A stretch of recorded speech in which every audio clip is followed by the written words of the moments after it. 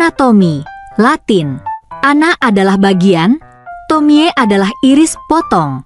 Anatomi adalah ilmu yang mempelajari bentuk dan susunan tubuh baik secara keseluruhan maupun bagian-bagiannya, sedangkan terminologi anatomi adalah penjelasan anatomis didasarkan pada posisi anatomisnya.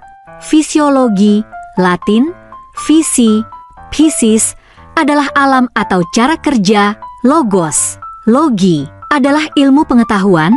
Fisiologi adalah ilmu yang mempelajari faal atau pekerjaan dari tiap-tiap jaringan tubuh atau alat dari bagian-bagian tubuh. Superior atas, anterior depan, inferior bawah, posterior belakang, medial bagian tengah dari tubuh yang dibagi menjadi dua yaitu kiri dan kanan, sentral, dekstra kanan, sinistra kiri, ventral bagian depan ruas tulang belakang, dorsal bagian belakang ruas tulang belakang, internal bagian dalam, eksternal bagian luar, parietal lapisan luar, visceral lapisan dalam, proksimal dekat dengan batang tubuh, distal jauh dengan batang tubuh, superficial dekat dengan permukaan, transversal potongan melintang, lateral samping, jauh dari median, perifer pinggir, vertikal bagian tegak, longitudinal potongan memanjang, sentral bagian tengah, ascendent bagian yang menaik, descendant bagian yang menurun, cranial bagian kepala, ulnar ke arah ulna,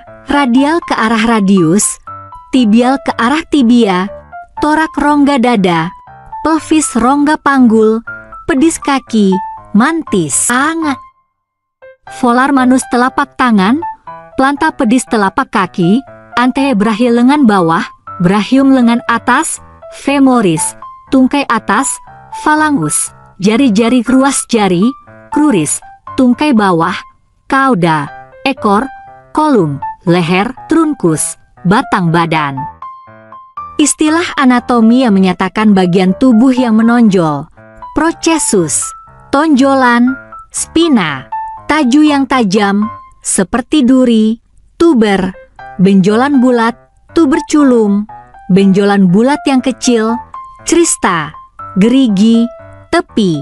Istilah anatomi yang menyatakan lobang, saluran dan ruangan, foramen, lubang, fisura, celah, apertura, pintu, canalis, saluran, ductus, pembuluh, meatus, liang, cavum, rongga, celula, ruang kecil, bidang median, bidang yang membagi tepat tubuh menjadi bagian kiri dan kanan.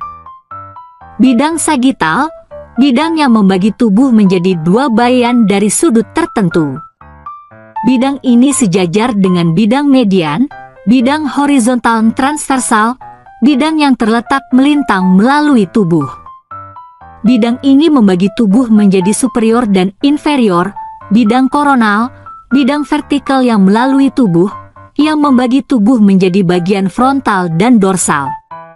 Sel, ya, siklus hidup sel, bisa kita bagi menjadi dua tahapan utama, yaitu interphase dan M-phase. Secara garis besar, kita bisa bayangkan interphase sebagai fase di mana sel itu beraktivitas hari-hari, bertumbuh, dan siap-siap untuk membelah diri. Lalu M-phase adalah tahap di mana sel membelah diri dari satu sel menjadi dua sel. Hari ini kita akan belajar mengenai interphase. Interphase diawali dengan tahap G1. Tahap ini berlangsung selama 10 jam, dan mayoritas dari aktivitas sel itu terjadi pada tahap ini. Jadi kalau kamu pernah baca bahwa sel itu dapat menciptakan protein baru, misal melalui transkripsi dan translasi dan lain-lain, mayoritas dari aktivitas tersebut terjadi pada tahap G1 ini. Selain itu, G1 adalah tahap di mana sel tumbuh. Seluruh isi dari sel, yaitu konten-konten sel selain materi genetik yang ada di dalam inti sel, akan membelah atau berduplikasi. Jadi ini organel semua bakal membelah diri, termasuk si sentrosom. Tapi materi genetik yaitu DNA yang berada di dalam inti sel belum membelah diri. Jadi di akhir G1 kita punya sel yang udah tumbuh sehingga dia membesar sedikit dan seluruh kontennya kecuali materi genetik telah berduplikasi. Tahap berikutnya adalah tahap S yang berlangsung selama 9 jam. S itu artinya sintesis, dan sintesis itu artinya sintesis DNA. Jadi di tahap ini DNA akan bereplikasi. Replikasi itu maksudnya adalah DNA yang berada dalam fase kromatin ini akan membuat kopi atau duplikat dari dirinya sendiri. Namun, kopi ini belum sepenuhnya terpisah dari dirinya yang lama. Mereka tersambung di satu titik seperti yang kita telah bahas di video sebelum ini yang dinamakan sebagai sentromer. Jadi di akhir tahap S, DNA kita telah bereplikasi dan bentuknya jadi kayak X gini. Bentuknya belum terkondensasi seperti bentuk kromosom yang biasa kita lihat, melainkan dia masih bentuknya menyebar.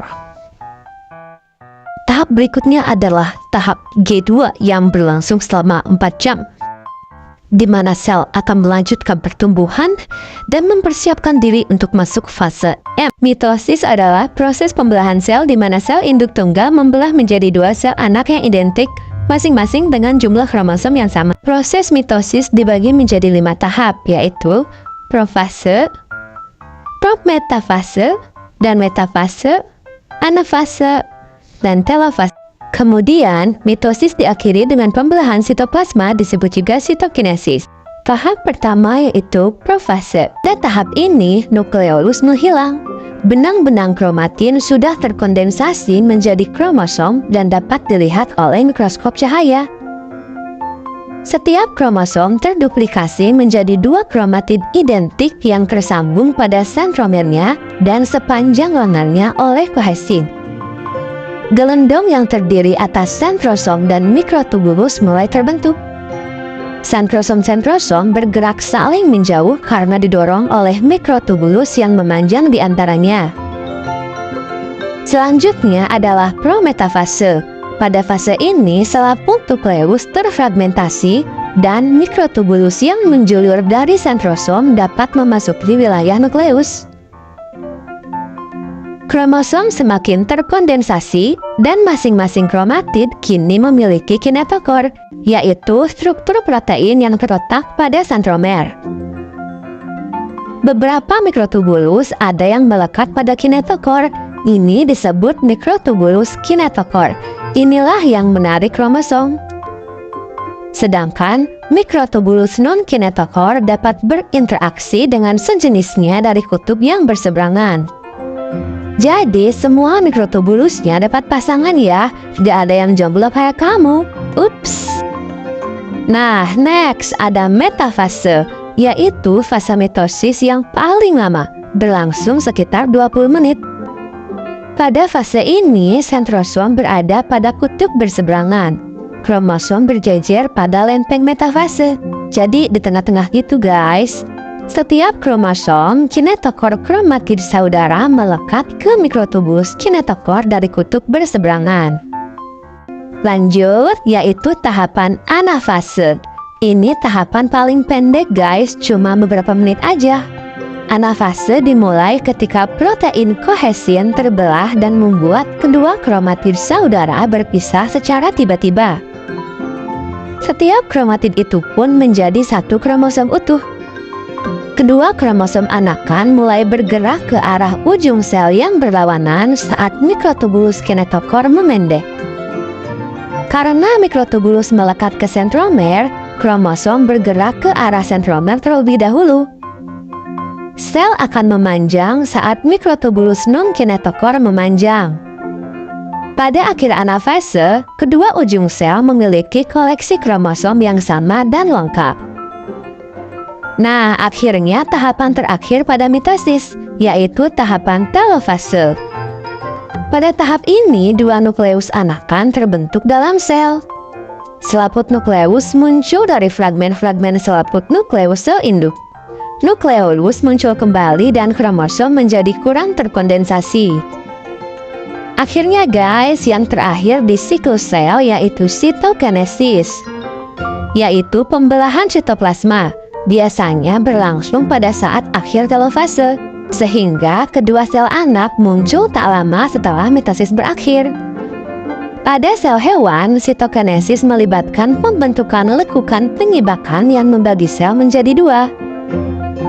Nah guys, setelah semua proses berakhir, sel-sel anakan yang baru terbentuk tadi akan memulai hidup baru. Maksudnya akan memulai siklus barunya sendiri, yaitu siklus yang sama yang dialami oleh induknya. Terharu ya guys, dan begitu seterusnya siklus sel akan terjadi sampai makhluk hidup yang bersangkutan mengalami kematian. Proliferasi adalah proses fisiologis yang melibatkan pertumbuhan dan pembelahan sel, sehingga meningkatkan jumlah sel. Proliferasi sel memiliki peran penting dalam embriogenesis, perkembangan organisme dari embrio sel tunggal atau ganda, pemeliharaan homeostasis jaringan dewasa, penggantian sel-sel lama dengan sel-sel baru. Tahap proliferasi yaitu di mana sel-sel membelah diri secara aktif, membesar, dan memadat.